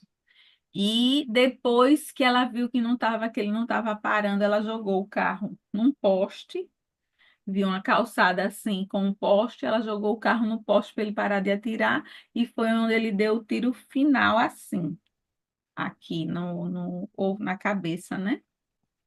E ela desfaleceu. Isso meu pai sonhou. E ele se E ele matou se matou, ele só deu um tiro assim nele e ele dentro não do carro. morreu dentro do Ou carro. seja, ela recebeu um tiro no abdômen, na carótida, na cabeça, Isso. e seu E pai ele, sonhou que ela havia recebido os três os tiros, 3 tiros. morria e depois revivia. E foi assim que aconteceu. Minha tia, realmente que ele fez isso, ele só se matou. Ela nunca acreditou que ele ia se matar, porque ele dizia que não ia se matar. Eles eram muito católicos. E aquela ideia que se matar, se perde, vai para o inferno, tudo, ele não dizia que nunca ia se matar. Ele dizia que fazia o que ia fazer, mas que não ia se matar. Então ela não acreditava que ele estava morto. Quando ela abriu o olho, que olhou para o lado, disse: o que é que você fez? Certa que ele estava vivo. E olhou ao redor, já tinha policiais, já tinha todo mundo. Ela foi, chamou a polícia e disse, pediu para eles tirar a arma dele, que ele estava com a arma. Aí o policial disse: não, senhora, se acalme que a gente já tirou. Mas como ninguém podia mexer nela, pediu ajuda, ajuda, ninguém podia mexer nela, ela tirou o cinto de segurança, abriu a porta do carro e se agachou. Ou Se agachou seja, no chão. com 3 tiros, ela sobreviveu.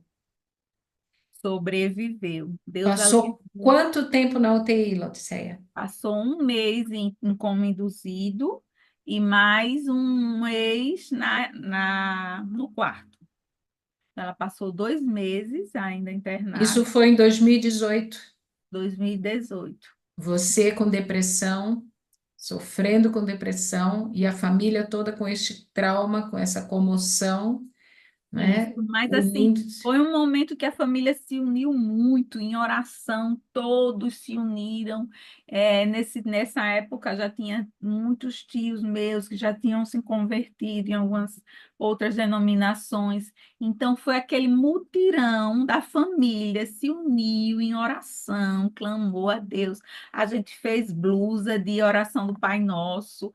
Era oração na igreja, né? Que além de mim, o meu tio também é adventista, congrega na mesma igreja que eu, e irmão dela, né? E foi uma comoção muito grande, e o milagre foi grande, porque ela deu entrada como morta, o médico disse ou vegetava ou ia morrer.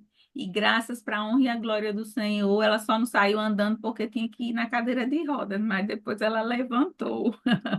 Levantou e terminou os estudos dela, que ela gostava muito de estudar. Terminou os estudos E dela, hoje segue vida normal. segue trabalhando para ajudar outras mulheres que passam o que ela passou. Que Ela coisa, que trabalha com isso. coisa. Isso verdadeiramente é um milagre, porque uma pessoa sobreviver a um tiro na cabeça, na carótida, no abdômen e ter a cognição preservada, né?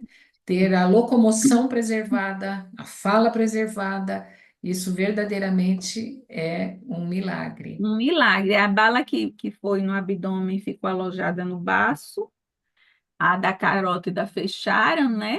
E a daqui a bala explodiu e somente atingiu um pouco da audição, algumas coisinhas assim. Tem algumas marcas, né? Que não tem Sim, como sim. ficar, mas cognição, entendimento, tudo perfeito. E depois de todo esse incidente, de toda essa comoção, a sua depressão É, veio com força. isso. Nós temos pouco tempo para avançar já para o seu contato com a sala 57. Na segunda-feira nós ouvimos já alguma coisa, e eu gostaria de chamar a atenção, Laodiceia, porque você sempre esteve na igreja, sempre percebeu Deus conduzindo a sua vida. Uhum. Você teve momentos de crise, né? De momentos difíceis, tanto na vida pessoal, casamento, o problema do seu filho recém-nascido, este problema familiar, mas você nunca deixou, né? Às vezes, como dizia o pastor José Maria Barbosa da Silva, você às vezes está no quarto andar do edifício, às vezes você está na garagem do edifício, às vezes você está lá no 10º andar, mas você nunca saiu do edifício, né? Uhum. Nossa experiência cristã, por vezes a gente tem oscilações, mas você nunca saiu do edifício. Até que Sempre. você tem contato com a sala 57. Como que você descreve, Laodiceia, o que a sala 57 fez? O antes e o depois. Como é que você, nessa sua jornada, nessa sua trajetória, nessa sua experiência cristã? Isso, eu sempre fui de estudar muito, profecia, sempre gostei, né? Tinha meus momentos também com Jesus, já tinha essa noção da madrugada, tudo. E a percepção que o tempo estava chegando, que Jesus tinha que voltar, que precisava haver um reavivamento na nossa igreja, na nossa principalmente. E quando eu estava, depois que a minha tia, depois meu irmão também sofreu um infarto, eu sou daquelas que ajuda, depois cair, então, É, totalmente. E quando eu estava numa situação bem complicada já da depressão, minha irmã, a Laís, foi ela primeiro que recebeu a sala e passou para mim. E disse, vai, me chama de Lela. Lela, assista, assista. Eu não queria assistir. Aí ela, vai, assista, assista, vai ser bom, vai ser bom. E justamente no dia que eu assisti foi o dia do testemunho daquela fazenda, da chuva, né? E ali, quando eu comecei, quando eu vi, eu me encantei, tudo, assim, desde o prosseguimento da sala, tudo, eu me encantei, e aquilo foi um baque, assim, para mim, como se Jesus estivesse dizendo, olha, está havendo o reavivamento, está havendo a busca, porque eu sempre entendi que isso ia começar de cima, dos pastores, não tinha como nascer da base. E eu fiquei muito, mas eu fiquei tão feliz, eu fiquei fascinada pela sala. E comecei então fiz camisa, fiz caneca para todo mundo de casa e saí levando a mensagem onde eu podia, falando eu te amo para todo mundo, né? E muito, mas muito feliz, muito deixa eu feliz. lhe fazer uma pergunta, Laodiceia. Eu entendo que na sala tem profissionais de saúde. Uhum, E eu entendo que depressão é uma doença, é que verdade. tem componentes bioquímicos envolvidos.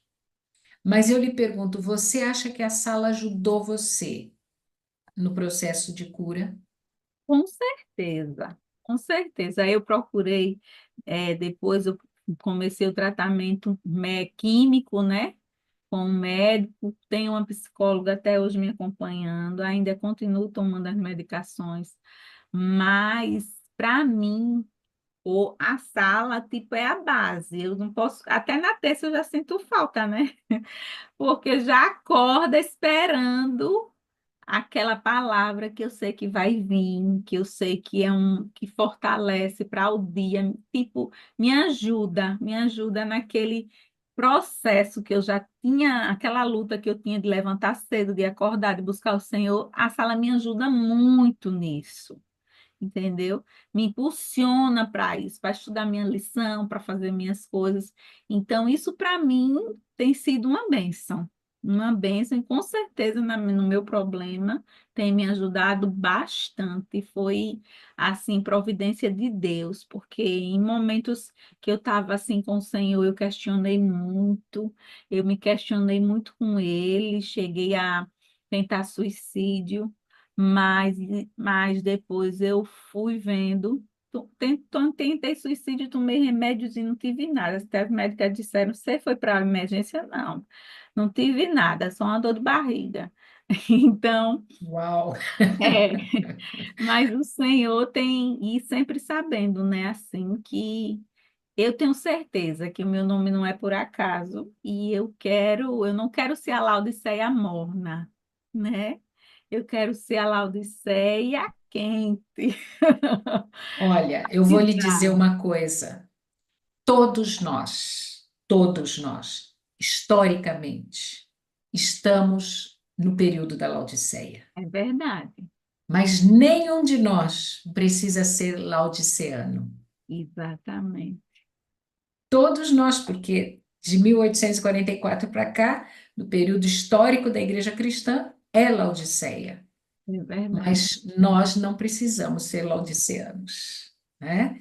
Então, Laodiceia, você que teve uma trajetória na igreja, me aponta pelo menos 2 ou 3 aprendizados que você adquiriu por meio da sala. No meio da sala, aprendi sobre o Espírito Santo, né? A ter um envolvimento pessoal com ele como pessoa, porque eu não conseguia imaginar. Sabia que era uma pessoa, mas eu não conseguia. Na minha mente, para mim só tinha Deus e Jesus, assim, personificar ele. Mas graças a Deus agora eu aprendi plenamente em relação à sala. Isso foi o principal. E ajuda justamente o amor para com os outros, olhar com os outros com outros olhos. Eu já tinha esse entendimento de não olhar as pessoas pela pessoa, esse quem está por trás dela, por causa já da minha percepção espiritual nessa área. Então, isso foi o principal na minha vida, que fez toda a diferença. Agora, Thalita, eu não posso deixar de falar que quando na minha infância, criança na igreja, da Central do Jacintinho aqui, de Maceió, uma das primeiras aqui. Então, existiu 2 pastores, dois, que eu lembro que eu, criancinha, eu devia ter uns 8 anos, por aí, eu fazia questão de sentar na frente, quando eles entravam. Era o pastor Elias Pedrosa e o pastor Laércio Cardoso. Eles, quando ele entrava, Thalita, assim, passava pelo meio, eu já ficava ali na frente, no banquinho da frente, e eles passavam para subir, eu sentia Jesus naqueles homens. Aquilo me fazia tão bem, mas tão bem. Eu ficava admirada de vê-los pregando, aquela vozinha meiga. Eu imaginava Jesus neles, entendeu? Então foi muito importante eles para a minha vida espiritual, muito importante. Pastor Elias Pedrosa sempre está aqui na sala, né? Realmente, Exatamente. para as crianças, a imagem, a figura da autoridade do pastor é marcante. Eu já tive a oportunidade de falar aqui na sala sobre isso, né? Sobre as fases do desenvolvimento da fé na infância, na adolescência, e a figura do líder espiritual é fundamental. Talvez a gente tivesse que gastar um pouquinho mais de tempo falando sobre isso para que a gente pudesse, em outra ocasião, né, mostrar. E hoje já há pesquisas, estudos que mostram a relevância da figura do pastor na conservação dos jovens na igreja, a personalidade do pastor. O pastor Elias não está mais, ele estava, mas eu espero que depois ele tenha a oportunidade de ouvir essa tua parte do testemunho, mostrando a importância que ele teve no desenvolvimento da sua fé, da sua espiritualidade. Laodiceia, eu tenho certeza que haveria muitas outras coisas que você poderia compartilhar conosco, mas o nosso tempo já foi. A gente podia ficar aqui batendo um papo, e eu tenho certeza de que nós teríamos ainda muitas coisas para conversar e para aprender com a tua vida espiritual. Mas uma coisa eu aprendi com o teu testemunho. Primeiro, por mais que nós estejamos distantes, esquecemos, entre aspas, de Deus, ele não esquece de nós. Ele está conosco. Mesmo lá na balada, mesmo lá no show, ele estava ali Ele vai lá, buscando. O ele Espírito vai lá. não nos deixa. E a segunda coisa, mesmo que a gente tenha uma profunda depressão, né? Que muitas vezes a gente tem vontade de tirar a vida, a gente tem vontade, não tem vontade de ler a Bíblia, não tem vontade de buscar a Deus Nada. de alguma forma, né? De alguma forma, e a Sala 57 contribuiu para isso, a sua irmã contribuiu, a insistência dela, esse conjunto de fatores, né? A sala coloca um propósito, a sala coloca um alvo para a gente, a sala coloca um motivo, né? Para a gente levantar, para a gente acordar, com a ajuda de médico, com a ajuda de terapeuta, com a ajuda de remédio, mas a sala é um instrumento também que nos cerca para nos dar condição para nos curarmos, né? Integralmente, nos curarmos integralmente. Laodiceia, muitíssimo obrigada. Eu Eu que quero agradeço. dizer que foi muito bom batermos papo hoje. Amo você, preciso de você para ser feliz. Você é a parte visível de Deus e eu creio mais em Deus porque você existe. Eu amo também todos vocês da sala. Quando falei ontem com a Thalita, parecia que eu já conhecia, mas eu amo vocês todos da sala. Preciso de vocês para ser feliz. Eu sou a parte, vocês são a parte visível de Deus na minha vida. E eu creio muito mais em Deus, porque essa sala existe. Todos vocês estão nela. Nós vamos então orar. Eu quero orar por você, pela sua família, pela saúde do seu esposo que vai se submeter a um tratamento, certo? É, Pelos seus filhos e por todos nós, antes de nós caminharmos para a nossa pipoca. Vamos orar? vamos orar. Maravilhoso Deus, nosso Pai, nossa gratidão, porque o Senhor não desiste de nós. Deus, Espírito Santo, a nossa gratidão, porque o Senhor atua, insta, admoesta, o Senhor não cansa de nós e nós louvamos ao Senhor por isso. Jesus, muito obrigada pelo sacrifício precioso na cruz que nós tivemos a oportunidade de relembrar hoje de manhã, no estudo da lição. Que nós possamos reconhecer o Senhor como nosso Salvador e Senhor da nossa vida. Obrigada, porque assim como a Laodiceia teve contato com a Sala 57, tantas outras pessoas têm tido oportunidade de ressignificar a sua jornada espiritual por meio desse movimento que o Senhor levantou.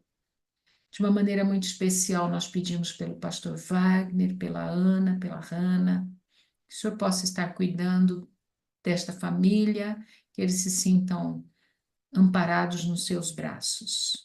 E a todos que estão conectados agora, que vão assistir depois, vão se conectar depois, que nós possamos obter vitória sobre o pecado, que nós possamos obter vitória sobre as nossas inclinações, que nós possamos ser orientados e guiados pelo Deus Espírito Santo, que nós possamos reconhecer a necessidade que nós temos urgente da chuva temporã, clamarmos pela chuva serôdia e fazermos parte deste movimento remanescente que há de dar a última mensagem de advertência a um mundo que está agonizante. Dá-nos um dia de vitórias. Nós rogamos em nome de Jesus. Amém. Que Deus abençoe o procedimento do teu esposo, viu, Laodiceia? Obrigada, em nome de Jesus. E agora nós pedimos que a Leilinha venha conduzir o nosso momento de despedida, de integração e de expressão do nosso bom dia com alegria. Bom dia a todos vocês, com muita Bom alegria. dia com muita alegria. dia A transmissão do Bom dia, YouTube. bom dia, Bom dia a todos, Deus Thalita, bom dia, abençoe. Laudinha.